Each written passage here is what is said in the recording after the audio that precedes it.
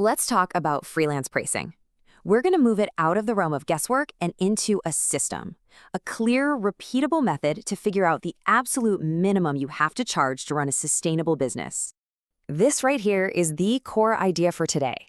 Your floor rate isn't a feeling or a guess. It is just math. This isn't about charging what you're worth. It's about the mathematical reality of your business. In a way, it's a form of financial self-respect. All right, first we have to make a crucial distinction between market rate and floor rate. A market rate is external. It's just the average of what other people charge. Your floor rate, on the other hand, is internal. It is the non-negotiable minimum you must charge to cover your costs, your taxes, and your salary. One is information, the other is your survival line. Now, this is where most freelancers start, and honestly, it's a flawed question.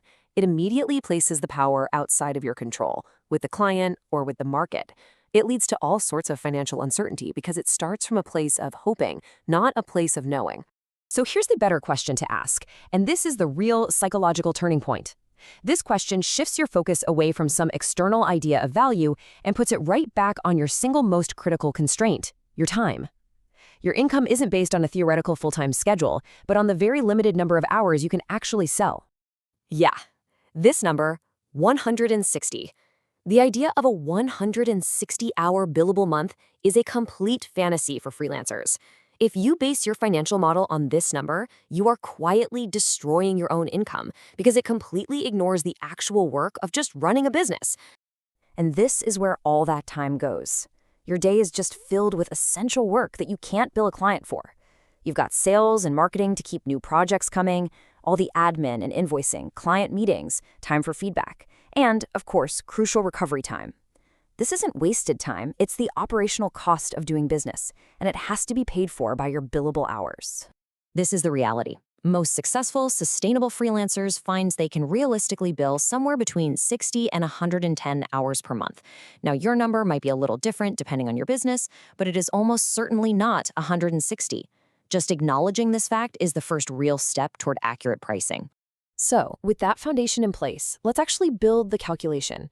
It's a clear 3-step process that will take you from your financial needs to a hard, defendable number. The process is really straightforward.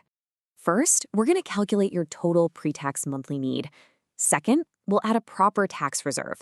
And third, we will divide that total by your realistic billable hours. Okay, let's start with step 1. First, just figure out your monthly personal target, what you need to pay yourself to live. Then add up your monthly business overhead, all the costs like software, insurance, things like that. Adding those two numbers together gives you the total cash your business has to generate just to break even, before we even think about taxes. Now, step 2 is where many freelancers make a critical mistake. We have to account for taxes, but simply adding a percentage on top of your need is actually incorrect. It will leave you short. We have to do this the right way. Here is the correct formula. You take your monthly pre-tax need and you divide it by 1 minus your tax rate as a decimal. So to make that concrete, if you have a 30% tax rate, you divide by 0.70. This calculation gives you the total gross income you must earn to be left with your net need after you've paid taxes. And here's why that's so important. Look at the difference it makes. If your monthly need is, say, $5,000, just adding 30% gives you a target of $6,500. But if you use the correct formula, dividing 5,000 by 0.70, you get a target over $7,100. That difference, that's your business's margin of safety. This is often the moment people realize their rate has been too low all along. And now we're at the final step.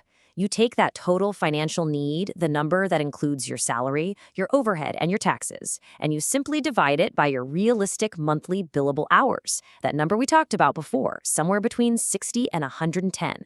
And that final number, that is your floor rate. It's so crucial to understand this. This is not an aspirational number, it is the mathematical baseline for profitability. Any work you accept for less than this rate means you are actively paying to do that work. It's a slow, methodical loss. Okay, so after doing this math, a lot of people arrive at a number that feels, well, I'm comfortably high. Let's address that feeling, because it's not a sign of failure. It's actually a sign of clarity. So let's just confront this question directly. What do you do if the math spits out a rate that you believe the market just won't support? The first impulse is to dismiss the number, but that's a mistake. A high floor rate is not a failure, it's a diagnostic tool. It is your business model telling you that something is out of alignment. It is not a reflection of your personal value, it is data about the structure of your business. The solution is not to ignore the data. So what is that data telling you? If your rate is too high, it usually means one of three things. Either your business overhead is too heavy for your current capacity, or your assumption about your billable hours is still too optimistic, or your business model itself might be mismatched and needs better packaging, things like retainers or tighter project scopes. Okay, so with our foundation set, let's build from that floor rate to a complete pricing strategy. The floor rate isn't the only number you need, it's the base for a resilient pricing range that gives you flexibility and control. A resilient pricing strategy has 3 tiers. Your floor rate is for survival. It protects you from loss. Then you have your target rate, which is for sustainability. This is your standard go-to rate for most of your work. And then there's your premium rate. This is strategic. You use it for rush projects, high complexity work, or clients that just require a lot more attention. So think of it like this. Floor is protection, target is planning, and premium is leverage. This entire mathematical system underpins every single pricing decision you make. It doesn't matter if you're quoting an hourly rate, a fixed project, or a monthly retainer. The calculation always starts here. It's how you ensure that every piece of work you sell is, at a minimum, profitable. So, running these numbers with precision for your own business is the logical next step. To translate this system from a concept into an exact set of numbers, the most effective way to do that is to use a tool designed for it, like the Rate Architect Calculator. It provides a structured way to implement this system, remove all the guesswork, and give you the financial clarity you need to move forward with confidence.